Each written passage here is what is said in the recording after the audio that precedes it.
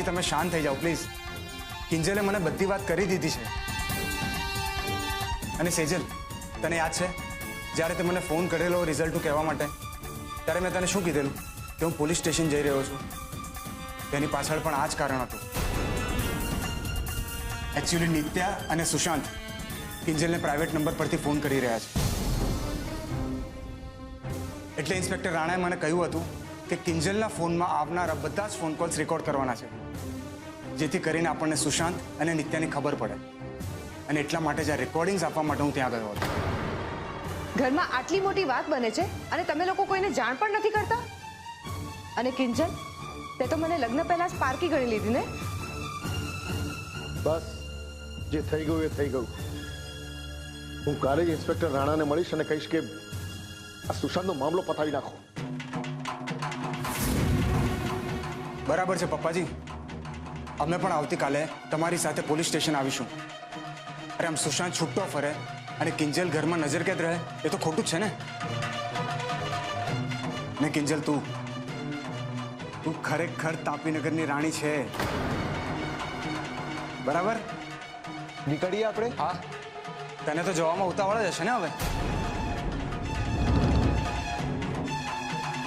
પકડ. રૂપેશ,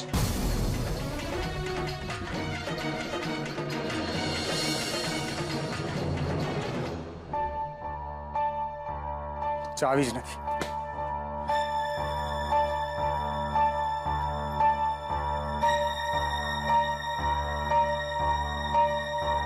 રૂપેશ, ચાવી હું ચલાવું?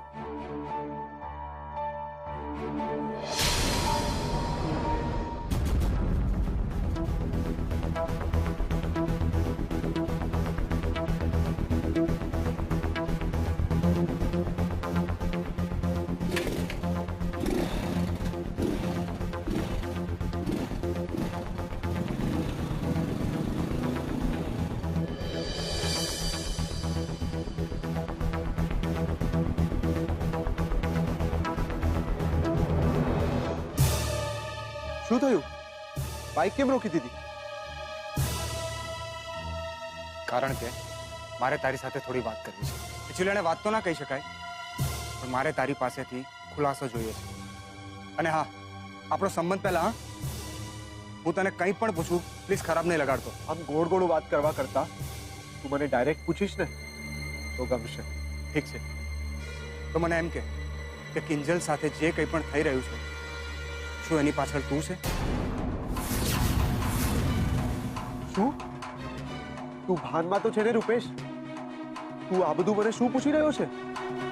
તે હું તારી સાડી સાથે આવા નાટક શું કામ કરું? ફૂલ ફોટા શું કામ મોકલાવું? કારણ કે એ ફક્ત મારી સાડી નથી, એ કિંજલ છે જેને તારા મોઢા પર તારા પ્રેમને રિજેક્ટ કર્યો હતો. અને તે ચાર લોકોની વચ્ચે કીધેલું યાદ છે ને કે કિંજલ તો મારી છે, કિંજલને મારી બનાવીને જ રહીશ. હા, કયું હશે? અરે મને તો યાદ પણ નથી રૂપેશ. ને હું કઈ ગાંડો થોડો છું કે આવા બધા નાટક કરવા પાછળ મારો ટાઈમ બગાડું. ને મને તો એ નથી સમજાતું કે તારા દિમાગમાં આવો વિચાર આવ્યો પણ કેવી રીતે? કારણ કે મને તારી રૂમમાં તારા કબાટમાંથી આ બોટલ મળી છે, જેમાં કાળો રંગ છે. તો એનાથી શું ફરક પડે છે? અરે આ કાળા રંગની બોટલ વર્ષોથી મારા કામમાં વપરાતી આવી છે રૂપેશ, જે તને પણ ખબર છે.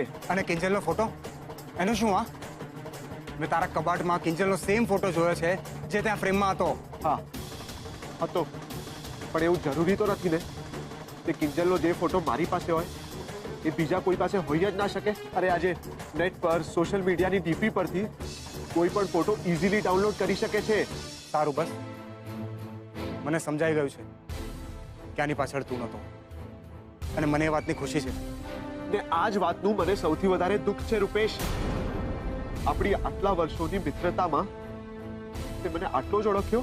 કરશે એવું નથી, હું તો બસ મગજમાં શંકા થઈ એટલે ક્લિયર કરતો હતો, બસ. બરાબર છે, તારી શંકા તો ક્લિયર થઈ ગઈ ને મને પણ ક્લિયર કટ સમજાઈ ગયું છે કે મારો ભાઈ, મારો મિત્ર આ બધું ફક્ત કહેવા પૂરતું છે. એ વાત જ્યાં તારી ભાડીની આવે છે ને ત્યારે હું તારા માટે ક્યાંય નથી.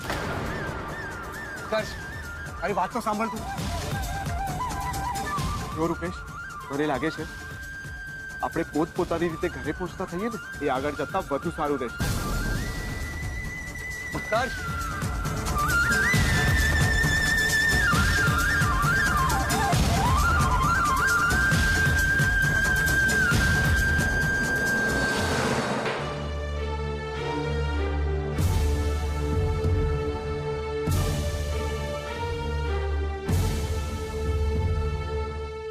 હદ કરી નાખી છે સુશાંતે તો. ઇન્સ્પેક્ટર રાણાનું કહી દેવાનું છું કે આવા માણસોને જેટલી બને એટલી વધારે સજા થાય. એ માત્ર કિંજલનો પ્રશ્ન નથી આ મીરા. સમાજમાં એવી કેટલીય છોકરીઓ છે જે આવા માણસોને કારણે ડરી ડરીને જીવે છે. અરે મારી કેટલીક તો આત્મહત્યા કરી નાખી છે. અરે તમે આવું બધું ના બોલો. તમે શાંત થઈ જાઓ અને તમારી દવા લઈ લો. નકામી તમારી તબિયત બગડશે. મને કાંઈ થવાનું નથી મીરા. પણ આપણી કિંજલ બિચારી મારો વિચાર કરીને એટલી બધું સહન કર્યા કરે છે.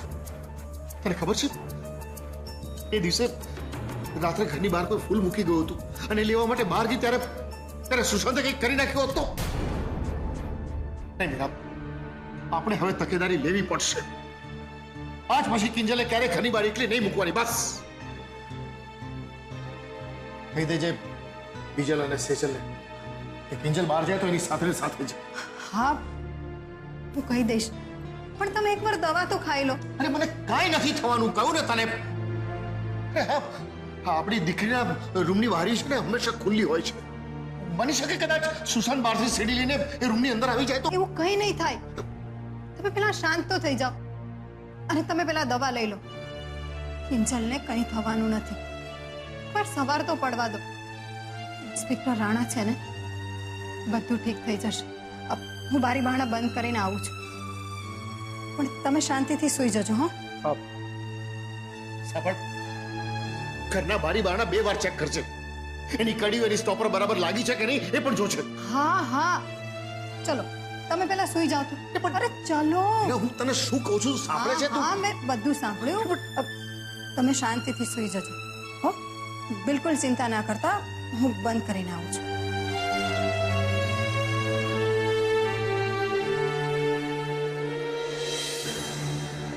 બસ એક વારે સુશાંતને મારી સામે આવી જવા દો. એવું મારીશ કે આખી જિંદગી માટે ટાયલા કરવાના બંધ કરી દેશે. રોડછાપ રોમિયો. અને રોડછાપ રોમિયો નહીં, પણ ભણેલો ગણેલો માનસિક વિકૃતિ ધરાવતો સાયકો કહેવાય. આ બધી છે ને આ લોકોની ટેકનિક હોય છે. કોઈ પણ શારીરિક વાર નહીં કરવાનો, પણ અહીં માનસિક વાર કરશે. એટલે કિંજલની હિંમત હંમેશા માટે તૂટી જાય અને એ ઘરની બહાર નીકળતા પહેલા પણ 100 વાર વિચાર કરે. પણ કિંજલ, તું જરાય ના ડરતી. અમે બધા જ તારી સાથે છે. હું ડરતી નથી સેજલ. એટલે જ મેં અને રૂપેશ જીજુએ મળીને ઇન્સ્પેક્ટર રાણા સાથે આ રેકોર્ડિંગ વાળો પ્લાન બનાવ્યો. પણ એ તો આપણા નસીબ કે ફોન સુશાંતનો નહીં, નિત્યાનો આવ્યો. પણ કિંજલ, રૂપેશ જીજુ એમ કહેતા હતા કે નિત્યાએ આ બધું એના પપ્પાના ઈલાજ માટે કર્યું હતું. તો થઈ ગયું ઓપરેશન? ખબર નહીં. હું એને આ પૂછવાની જ હતી કે પહેલા જ એને ફોન કટ કરી નાખ્યો. ક્યાં એવું તો નથી ને કે આ બધું નિત્યા જ કરાવી રહી હોય? પણ આ બધું કરવામાં એનો શું ફાયદો? તો એ જે રીતે મદદ કરી રહી છે એમાં પણ એનો શું ફાયદો? વિચારવા જેવી વાત છે ને. જ્યારે કિંજલને એમ લાગે છે કે સુશાંતનો ફોન આવશે, ત્યારે નિત્યાનો ફોન આવે છે. એને પણ કાળા ગુલાબ મળે છે. કેમ? તારી વાત સાચી છે સેજલ. અને રૂપેશ જીજુ પણ આ જ કહી રહ્યા હતા કે અત્યારે અંધારામાં તીર ચાલવાના છે, એટલે કોઈનો પણ ભરોસો નથી કરવાનો. ને બની શકે આ બધું સુશાંત જ કરી રહ્યો હોય. ને કોને ખબર, કે કોઈ સુશાંતના નામનો ફાયદો ઉપાડી રહ્યું હોય અને જેનો આપણને અણસાર સુદ્ધા ના એ જે કોઈ પણ હોય, પણ આપણે બધા મળીને એનો વરવો ચહેરો સામે લાવીને જ રહીશું,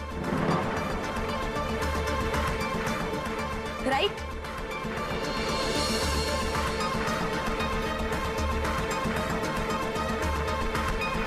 યસ.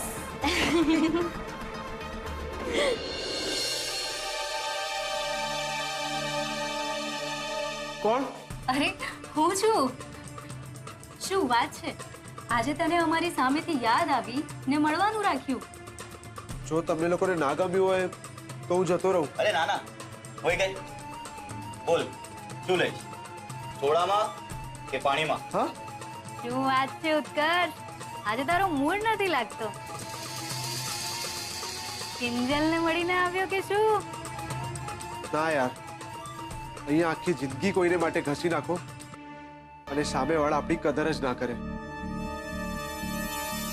ખોટી ખોટી આપણા પર શંકા કરે રાખે તો દુઃખ તો થાય જ ને.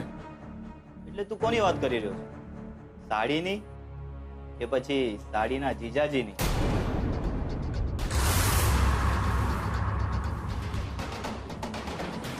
જો દોસ્ત, આવું તો થતું જ રહેવાનું.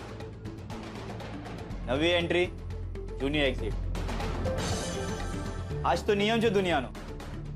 પણ અમારી ગેંગમાં એવું નથી. અમે કોઈને પોતાને એકવાર ગણી લઈએ, એને ગણી લઈએ, પછી એની માટે રસ્તામાં ગુલાબના ઢગલે ઢગલા કરી દઈએ. હા, કે પછી ગુલાબ લાલ હોય કે કાળું, શું ફરક પડે છે?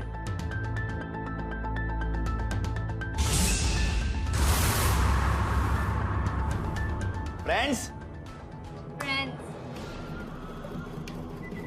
યસ.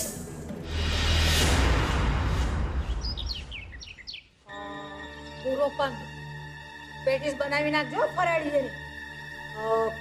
તળેલા કારેલાનું શાક એટલે તળીને બનાવવાનું એમ. અને ગળચટ્ટું બનાવજે, કડવું ઓખ નહીં. કેળા તો હા કેળા લો, પછી કાકડી લો, શ્રીખંડ તો હું અમારા ડાચા આવે હું જોસ લપને આમાં. ના ના બા, એટલે મને છે ને લગતા લગતા હમણાં વિચાર આવ્યો કે આટલું બધું બનાવવાનું શું જરૂર છે? નકામો બગાડ થાય તો અન્ન દેવતાનું અપમાન ના થાય? આ તો મને ખબર જ નહીં હો સરોજ. હે ને હવે દોડાયામાં હું કહું લખને છઠની રાત્રે ચૂલો ઠારીશ તો એની હારે હારે તારા ને મારા પેટની આગ હોત કરી જવાની છે. ઉકા જીવની નહીં તો અરે બે વસ્તુ પડી રહેશે તો તારા બાપનું કઈ લૂંટાઈ જવાનું છે. અને માન કે સાતમ પોતે ઈ પેલા જ બધા વાસણો તળિયા જાટક થઈ ગયા તો શીતળા માતાને આમ અરજી કરવા જવાની કે માતાજી બહુ ભૂખ લાગી છે હો, જરાક ચૂલો હળગાવી લઉં. હા હે બા, એવું થોડું હોય. તો પછી લખને છાની માની ભૂસું ભરેલા દિમાગને હલાવ્યા વગર.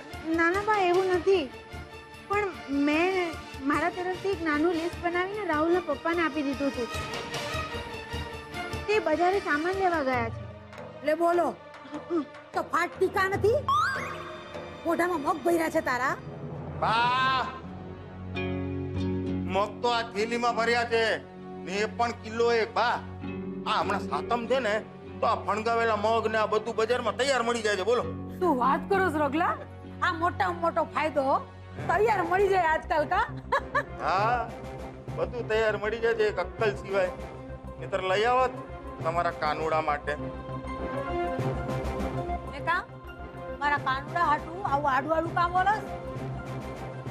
આડું નું બોલું તો શું કરું બા?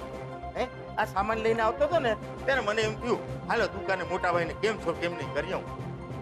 તો મોટા ભાઈએ તો મને રોકડું આમ મોઢા પર ચોપડી દીધું કે રાઘવ, જેમ તમે લોકોએ અમને નાચ બાર કરાવ્યા હતા ને એમ આજથી તું મારી દુકાનની બહાર છો રાઘવ. અરે વાહ, એમ તો ને હેનો દુકાનની બહાર કાઢી. તો ઈ શું કરે બા? હે? આ તમારો પરમ પ્રતાપી લાડકુઓ રક્ષાબંધનના ગયો તો ને મોટા ભાઈને ત્યાં જેને બધું ઓકે આવ્યો છે. ત્યાં કિંજલ અને સુશાંતના લગ્નમાં આપણે મોરે મોર હતા.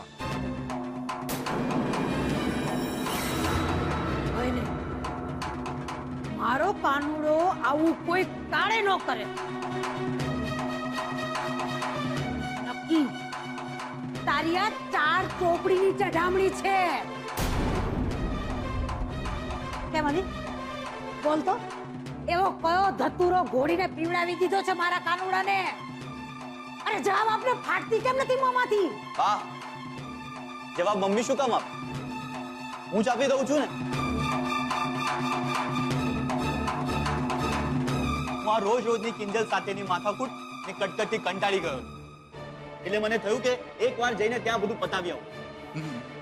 લો બા, સાંભળી લીધું તમારા કાનુડાની આકાશવાણી સાંભળી લીધી? અરે ઘરમાં એક હરિશ્ચંદ્ર ઓછી હતી, ત્યાં બીજો ભાગ છે પેદા થઈ ગયો.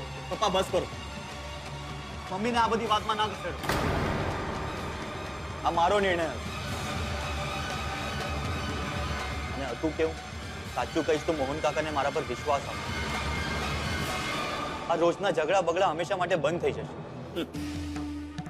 મને થોડી ખબર હતી કે મારી આ વાતનો આ લોકો આટલો મોટો બખેડો ઉભો કરશે, મને દરવાજો બતાવી દેશે. મારી નજરની સામે જ ઓલા ગુલાબડીને રાખડી બાંધી છે.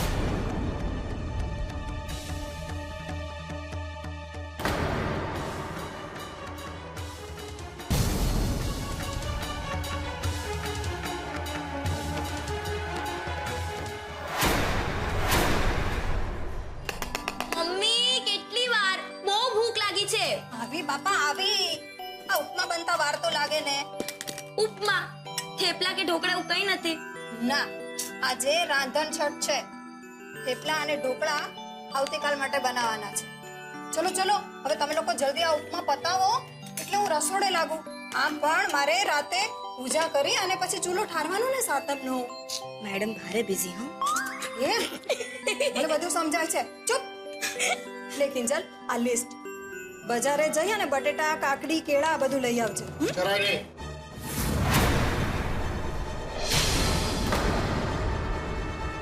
કિંજલ એકલી ક્યાંય નહીં જાય.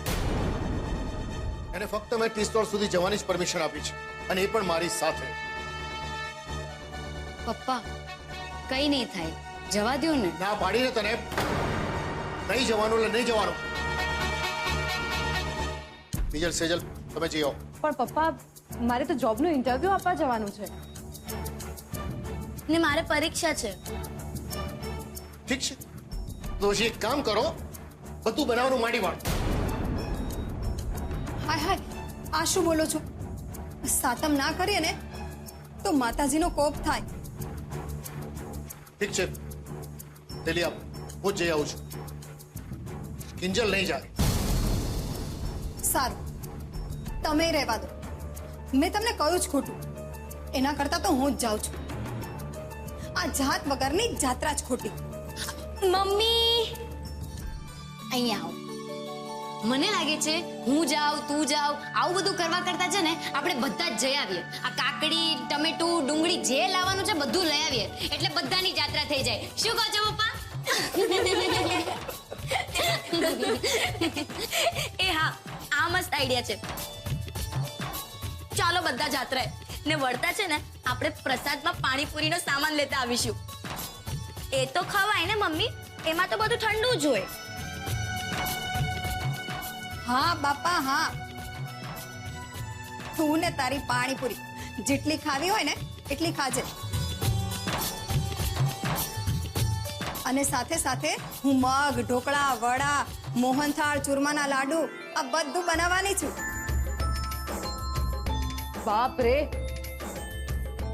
આ તો એવું લાગે છે કે રાંધણ છઠના દિવસે બસ રાંધે રાખો અને પછી રાંધીને થાકી જાવ ને એટલે બીજા દિવસે બસ ઠંડુ જમે રાખો.